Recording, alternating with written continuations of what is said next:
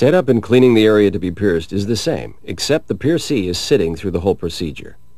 You must be very careful not to put any solutions in the eyes. Iodine is not recommended for cleaning for this piercing. Use green soap and alcohol. The mark on the top of the eyebrow should be further out than the bottom mark, so as to create a slanted hole.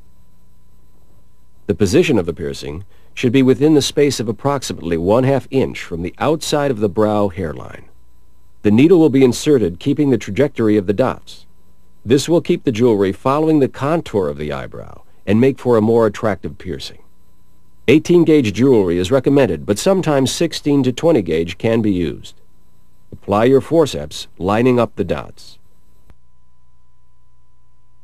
The two dots are not centered, but rather offset inside the forceps. The needle is placed in position, and a final check is made.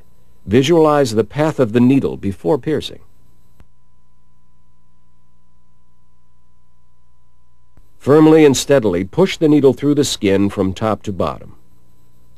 When doing the other eye, it may be more comfortable to pierce from the bottom up. That is why visualizing your actions before piercing can reveal the most comfortable procedure and a more successful piercing.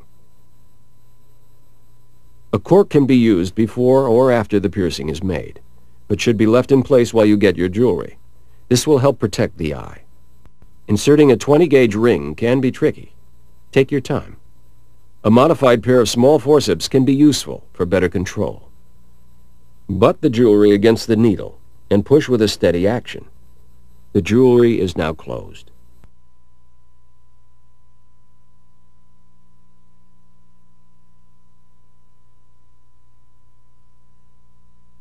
The area is cleaned with alcohol. A small amount of bacitracin is placed on the jewelry and the jewelry is rotated through the piercing.